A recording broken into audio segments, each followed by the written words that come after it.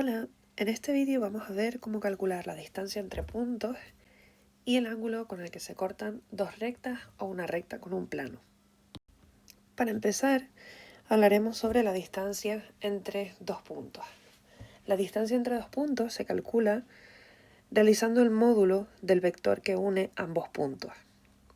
En el caso de este ejercicio nos piden hallar la distancia entre el punto P y el punto de intersección entre la recta R1 y R2. En este caso, ese punto de intersección lo vamos a llamar Q y como ya lo hemos calculado previamente, vemos que nos da menos 1, 1, menos 1. Ahora lo que vamos a hacer para calcular la distancia entre los dos puntos es calcular el vector que une el punto P con el punto Q. Ese vector lo calculamos o bien haciendo el PQ o haciendo el QP, en este caso el sentido del vector no nos importa, y ese vector nos da que es el menos 3, 2, menos 2. Lo que hemos hecho ha sido restar coordenada a coordenada.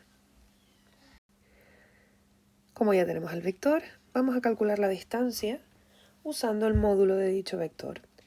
Ese módulo lo vamos a calcular elevando cada coordenada al cuadrado y sumándolas. Posteriormente hacemos su raíz cuadrada. Si introducimos ese cálculo en la calculadora, pues nos da que son 4,12 unidades. Como no nos especifican en qué unidades están medidas las distancias en este problema, ponemos unidades y ya está. Esa sería la distancia entre el punto P y el punto que nos pedían de intersección entre R1 y R2. En el caso que te dijeran, calcula la distancia entre P y Q, pues este sería el procedimiento. Ahora vamos a ver cómo calcular el ángulo entre dos rectas. El ángulo entre dos rectas, o incluso el ángulo entre una recta y un plano, lo vamos a calcular haciendo uso de el ángulo que forman dos vectores. El ángulo que forman dos vectores lo calculamos a través de su producto escalar.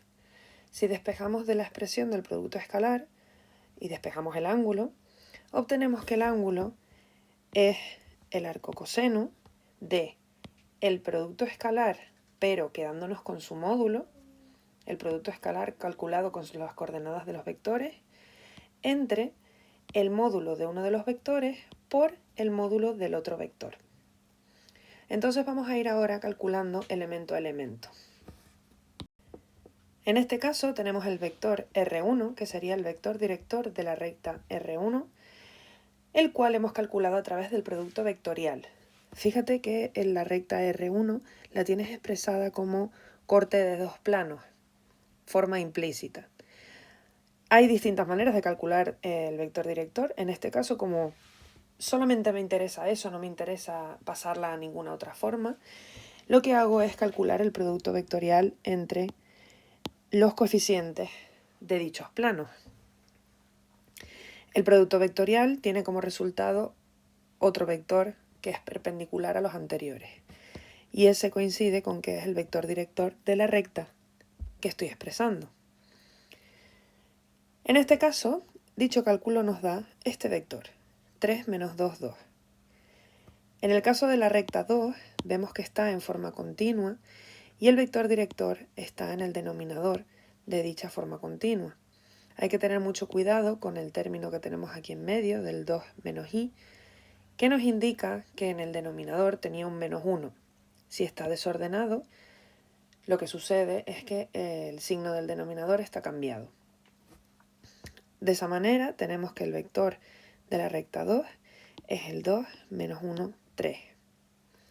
Una vez tenemos los dos vectores, vamos a ir calculando cada uno de los elementos que conforman la expresión para poder calcular el ángulo que forman esos vectores. Primero vamos a calcular el producto escalar en su módulo, que es simplemente calcular la multiplicación de cada una de las coordenadas, x con x, y con y z con z, y luego sumarlas. Recuerda que producto escalar significa que el resultado va a ser un número. Nos vamos a quedar con ese número positivo, por eso usamos el módulo. Por otro lado, vamos a calcular el módulo de los vectores haciendo uso de lo que vimos antes.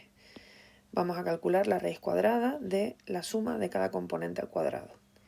Calculamos el módulo del R1 y calculamos el módulo de R2. Me voy a quedar solo con los resultados de dichos elementos y ahora vamos a sustituir en nuestra expresión.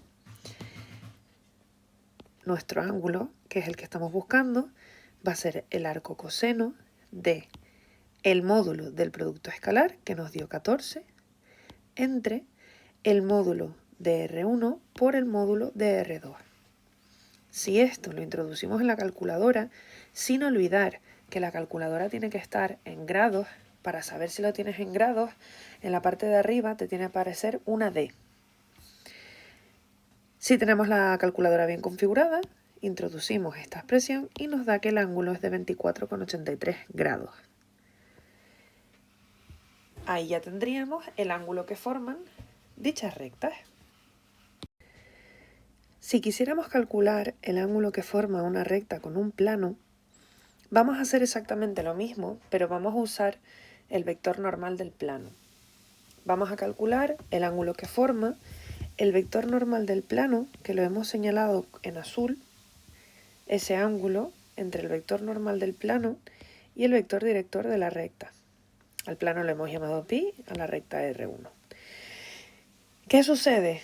Que ese ángulo realmente no es el ángulo que forma la recta con el plano.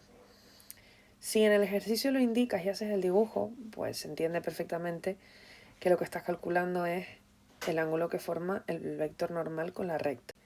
Pero si queremos ser rigurosos, el ángulo que forma la recta con el plano es el ángulo que hemos llamado beta, el amarillo. ¿Qué pasa? Que lo único que tenemos que hacer es restárselo a 90 grados.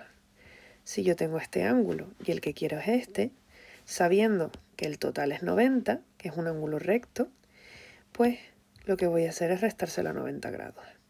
De todos modos, si haces el dibujo y lo indicas, pues está bastante claro que sabes cómo se calcula y al final el cálculo tampoco es incorrecto. Pero técnicamente el ángulo que forma con la recta es el que tenemos marcado en amarillo, ¿no? Lo único que tienes que hacer, el procedimiento es exactamente el mismo, es restárselo a 90 grados. Y ya está. Pero si lo apoyas con el dibujo, pues muchísimo mejor.